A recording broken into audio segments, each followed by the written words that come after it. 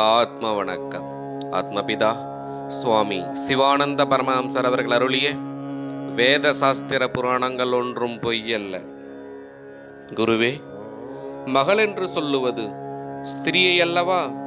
அப்பொழுது இந்த நாவு ஸ்திரியோ புருஷனோ எவ்விதத்தில் நிர்ணயிக்க வேண்டும்? ஸ்திரீ என்றால் சக்தி ஆகின்றது. சக்தி இல்லை என்றால் உலகம் இல்லை. இந்த உலகம் சக்தியில் இருந்து உற்பத்தியானதாகின்றது. அந்த சக்தியே ஆகும் சப்தம், அதாவது ஓசை. சப்தம் இல்லாவிட்டால் சக்தி இல்லை, சக்தி இல்லாவிட்டால் சப்தமும் இல்லை, அதாவது ஓசையும் இல்லை. அப்பொழுது சப்தமும் அதாவது ஓசையும் சக்தியும் ஒன்றே ஆகும், இரண்டல்ல. சக்தி இல்லாவிட்டால் பேச்சும் மூச்சும் இல்லை. அப்பொழுதுள்ள நிலைமைக்கே சமீரணன் என்று சொல்லுவது. அது நாம் தூங்குகிற சமயத்தில் உள்ள நிலைமை.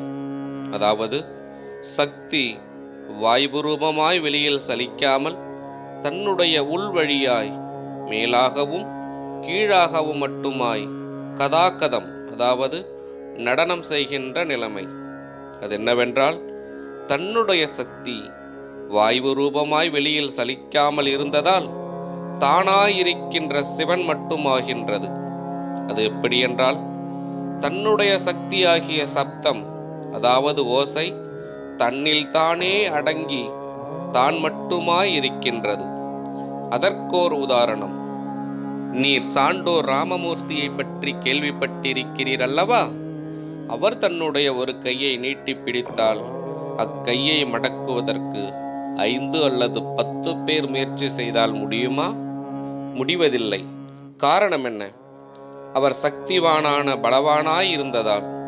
எனில் அவர் படுத்து தூங்கும் சமயத்தில் 4 அல்லது 5 வயது பிராயமுள்ள ஒரு குழந்தைக்கு அவருடைய கையை தூக்கி மடக்குவதற்கு முடியுமல்லவா? ஆம், முடியும். அதென்ன காரணம்? அவர் பலவானல்லவா? அவர் தன்னுடைய ஒரு கையை நீட்டி பிடித்த பொழுது சுமார் 5 அல்லது 10 பலவான்களான ஆட்களுக்கு அக்கையை மடக்க முடியாமல் இருப்பதற்கும், அவர் தூங்கிய சமயத்தில் 4-5 வயதுள்ள குழந்தைக்கு அந்த கையை தூக்கி மடக்க முடிவதற்கும் காரணம் என்ன? அவர் தூங்கியதனால் சக்தி இல்லாதது கொண்டு. அப்பொழுது அவருடைய சக்தி என்னவாகி இருந்தது? தன்னிலே லயித்து, அதாவது ஒடுங்கி இருந்தது. எனில் சக்தி எங்கிருந்தாகும் உண்டாகின்றது, தன்னிலிருந்தேயாகும் உண்டாகின்றது. எனில் தன்னிலிருந்து உண்டாகின்ற சக்தி தன்னில் தானே லயித்து தானாயிருக்கும் பொழுது மற்ற ஏதேனும் உண்டோ? இல்லை. அப்பொழுது சப்தம், அதாவது ஓசை உண்டோ? இல்லை. அதனால் சப்தம் இல்லாவிட்டால் இக்காணுகின்ற யாதொரு நிலைமைகளையும் கேட்பதற்கோ காண்பதற்கோ அறிவதற்கோ முடியுமா? முடிவதில்லை. அப்பொழுது இதற்கெல்லாம் காரணம் என்ன? சப்தம், அதாவது ஓசை. அப்பொழுது சப்தம் என்னவாகின்றது? சக்தியாகின்றது. அந்த சப்த சொரூபமாகிய சக்தியில் இருந்தாகும் இக்காணப்படுகின்ற எல்லா நிலைமைகளும் உண்டாயின. அதனால் சப்த சொரூபமாயிருக்கின்ற சக்தி ஸ்திரியோ புருஷனோ? ஸ்திரீ, அதாவது பெண்.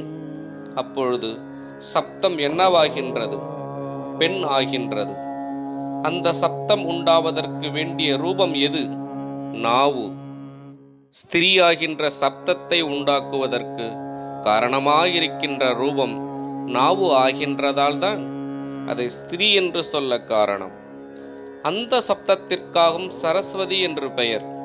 அதனால்தான் நாவிற்கு சரஸ்வதி என்று பெயர் வந்தது. இந்த நாவு பிரம்மாவாகிய ஜடத்திலிருந்து உற்பத்தியானதால் பிரம்மாவுக்கு நாவு மகளாயிற்று. இதனாலாகும் பிரம்மாவிற்கு மகள் சரஸ்வதி என்று சொல்ல காரணம்.